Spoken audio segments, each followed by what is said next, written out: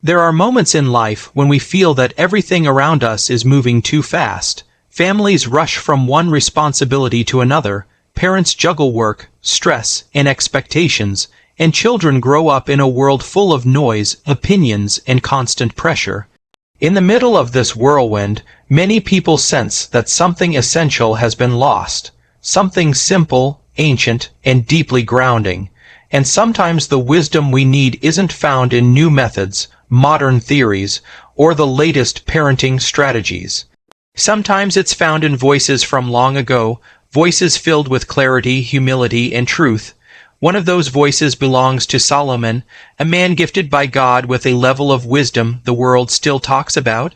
Yet before he was known as a king, a judge, or a leader, he was also a father. And when he opened the book of Proverbs for his children, he didn't just write lessons.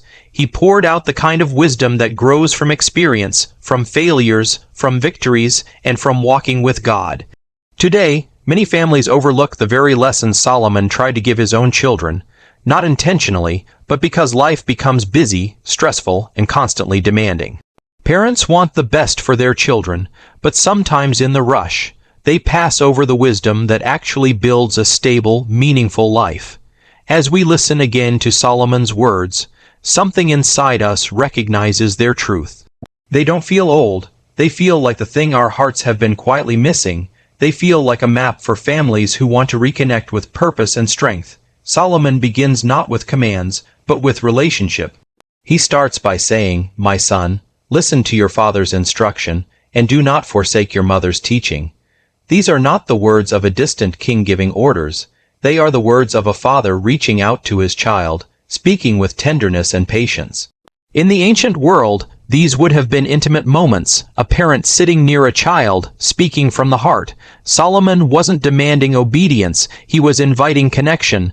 This matters because real instruction only takes root in a heart that feels valued. Many parents today carry stress, guilt, or the pressure to guide their children perfectly. But Solomon reminds us that instruction begins with relationship. A child who feels safe, heard, and understood will naturally open their heart to what their parents teach. A child who feels dismissed or pressured often closes their heart, even if the instruction is good. Solomon shows us that wisdom is not passed down through force, but through love. When a parent speaks with warmth, consistency, and humility, instruction becomes a gift instead of a burden.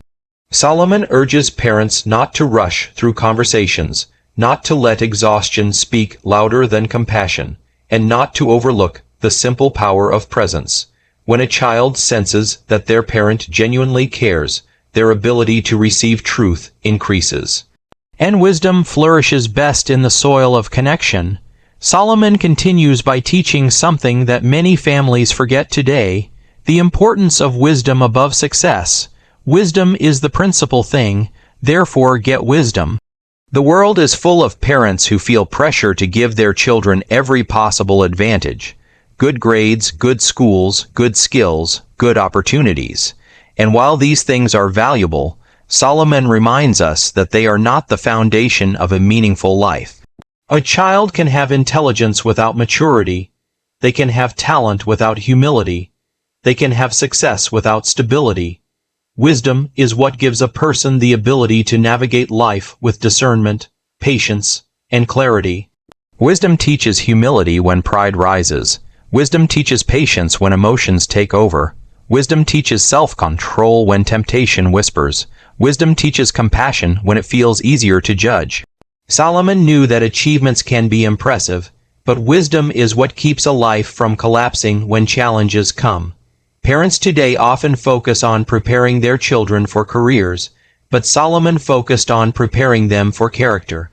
He understood that success without wisdom can become a trap, a pressure, or even a downfall, but wisdom gives a child the tools to handle whatever comes their way. It teaches them to choose well, think deeply, and walk with integrity. Solomon's third lesson reaches into the deepest part of human nature, the heart. Above all else, guard your heart, for everything you do flows from it. The heart is the place where desires form, motivations grow, hurts settle, and beliefs take shape. It is the source of actions, attitudes, and habits. Solomon teaches that if the heart is neglected, unprotected, or filled with unhealthy influences, a person's life will drift into confusion or pain. But if the heart is nurtured, guarded, and shaped with wisdom, a person's life becomes full of clarity and purpose. Parents today often focus on behavior. Do this, don't do that, try harder, behave better. But Solomon focuses on the root, not the surface. He understood that when a heart is broken, insecure, bitter, or confused, behavior follows. But when a heart is healthy, filled with truth, humility, and understanding, the life that flows from it becomes stable. Teaching a child to guard their heart is not about fear. It is about teaching them discernment. It means helping them understand which influences bring life, and which influences quietly drain their joy. It means helping them recognize when a thought, a friendship, an emotion, or a desire is leading them toward strength or toward harm. Guarding the heart is about protecting the inner part of a child that shapes their entire future. Solomon wants parents to care for their child's emotional health, spiritual health, mental health, and moral compass, because everything begins in the heart. Solomon then turns to the power of influence. Walk with the wise and become wise, for a companion of fools suffers harm.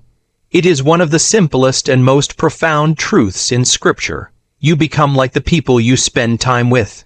Influence is not always loud. Sometimes it is subtle, weaving itself into a person's habits, thoughts, and identity. Solomon had seen even strong people fall when surrounded by the wrong friends, and he had seen ordinary people rise when surrounded by the right ones. In today's world, influence is more widespread than ever. Children are influenced by peers, social media, celebrities, online voices, and endless streams of content. Parents sometimes underestimate how deeply these voices shape the heart and mind. Solomon's wisdom encourages parents to guide their children not by force, but by helping them see the consequences of influence. He wanted his children to understand that not everyone who appears friendly is wise, and not everyone who is wise appears impressive. He wanted them to learn discernment. Parents today can teach their children to choose relationships that build, encourage, strengthen, and inspire. And when parents themselves model healthy friendships, wise mentors, and supportive community, children learn naturally. Solomon's wisdom reminds us that influence is powerful, and guiding children in this area shapes the entire direction of their lives. Then Solomon speaks about discipline, a topic often misunderstood. He writes that the Lord disciplines those he loves, as a father disciplines a child in whom he delights. Discipline in Scripture is not punishment, it is training. It is direction shaped by love. Solomon's view of discipline is rooted in tenderness, not anger. To him, discipline is a sign of delight, a sign that a parent cares too much to let a child wander into harm. Today, some parents are hesitant to correct because they fear upsetting their children. Others correct out of frustration, reacting instead of guiding. Solomon offers a different perspective. He teaches that discipline becomes meaningful when it flows from love, consistency, and wisdom. It is not about controlling a child, but about preparing them for adulthood. Discipline teaches responsibility. It teaches respect. It teaches consequences. It teaches a child that choices matter.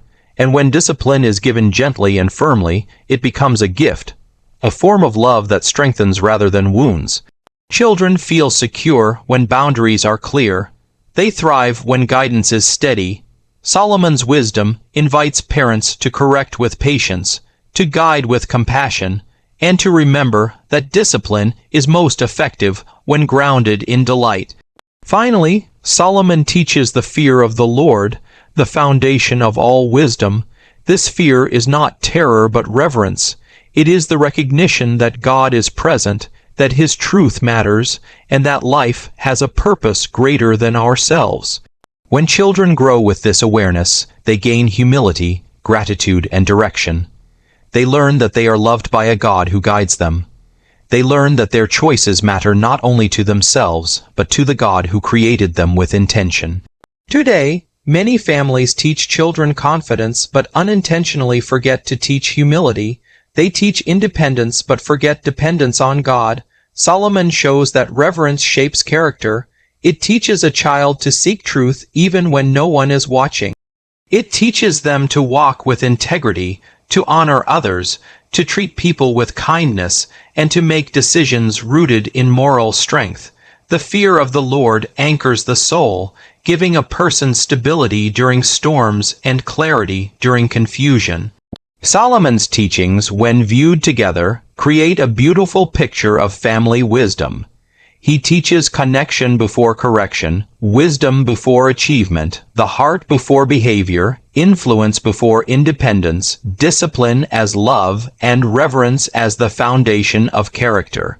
These principles are timeless because they speak to needs that never change. They meet parents and children where they are, with love, truth, and understanding. Solomon's voice still calls families to slow down, to reconnect, and to build their homes with intention. As we continue deeper into Solomon's wisdom, it becomes clear that these teachings were designed not just to inform, but to shape a way of life. They are not meant to stand as isolated thoughts. They are meant to weave together into a foundation that strengthens families. Solomon's first lesson about listening continues to unfold as we reflect on how deeply it influences a child's growth. Listening is not simply hearing words, it is receiving them. A child who learns to listen to wise instruction grows into an adult capable of receiving counsel, processing truth, and responding with maturity. Listening requires humility, and humility opens the heart to learning. When parents cultivate a home where listening is mutual, where parents listen to their children and children listen to their parents, a cycle of trust is formed. In this environment, wisdom flows naturally. Solomon teaches that the voice of a parent becomes a guide for life when it is grounded in love and connection. Solomon's emphasis on wisdom continues to echo in the modern world. Every generation faces its own challenges, but the challenge of navigating life without wisdom remains the same. Children today receive more information in a week than many people in Solomon's time received in a year. Yet information alone does not shape a strong life. Wisdom is what turns knowledge into understanding. Wisdom is what helps a child recognize truth in a world filled with mixed messages. Wisdom forms discernment, the ability to tell the difference between what feels good and what is good. Solomon's insistence that wisdom is the most important thing is a reminder that parents can give their children many advantages, but nothing protects them like wisdom. It becomes their compass in decisions, their strength in temptation, and their clarity in confusion. The principle of guarding the heart may be one of the most powerful truths Solomon gives. The heart is private, hidden, and deeply influential. Children are often taught how to succeed, but rarely taught how to protect their inner world. Yet everything, actions, choices, thoughts, and habits, flows from the heart. Solomon's wisdom urges parents to teach their children how to process their emotions instead of burying them, how to forgive instead of holding grudges, how to recognize harmful influences, and how to nurture the thoughts that bring life. Guarding the heart means taking responsibility for the beliefs we allow to take root.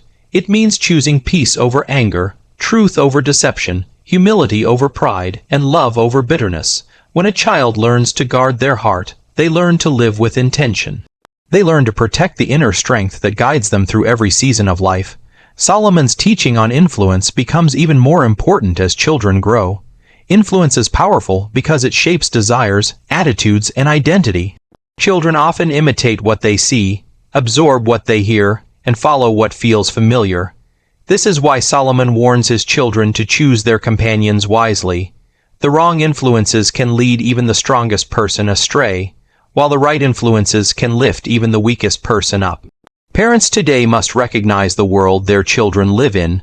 Friendships matter, online voices matter, media matters. Everything that speaks into a child's life becomes part of their shaping. Solomon's wisdom encourages parents to guide their children in choosing influences that build them. It teaches families to talk openly about relationships, to discuss what makes a friend wise, to help children recognize red flags, and to teach them the value of surrounding themselves with people who encourage growth, kindness, and responsibility. Discipline, in Solomon's wisdom, is one of the most misunderstood but essential parts of parenting. Discipline is not about punishment, it is about preparation. It teaches a child how to handle disappointment, how to face consequences, and how to take responsibility. Solomon describes discipline as an expression of love. A child who grows without discipline often struggles with boundaries in adulthood. They may find it difficult to manage emotions, commitments, or responsibilities. But a child who receives discipline shaped by love and consistency grows with resilience. They learn that boundaries create safety, that correction brings growth, and that love sometimes speaks firmly for their protection. Discipline becomes a part of the family's love language, a way of saying, "I care too much to let you hurt yourself." Finally, Solomon's lesson about the fear of the Lord brings every other truth together. Reverence for God shapes a child's identity at the deepest level. It teaches them that they are valued, created with purpose, and called to live with integrity. It gives them a moral compass that does not shift with culture or emotion. A child who grows with reverence learns humility, which strengthens their relationships. They learn gratitude, which keeps their heart soft. They learn responsibility, which guides their actions. They learn that life has meaning beyond the moment. Reverence becomes an anchor that holds them steady through storms, temptations, pressures, and uncertainties. As parents embrace Solomon's wisdom, something remarkable happens. Homes become calmer. Conversations become deeper. Children grow with clarity. Parents lead with confidence. Families become stronger not because life becomes easier, but because wisdom gives them the tools to face challenges with understanding. Solomon's teachings are not old, they are eternal. They speak to the needs of every parent who wants to guide with love, every child who longs for direction, and every family searching for peace. His wisdom reminds us that strong families are not built on perfection, but on humility, connection, and truth lived out daily. When we embrace these teachings, we build a legacy that lasts far beyond our lifetime. A legacy of wisdom passed from one generation to the next.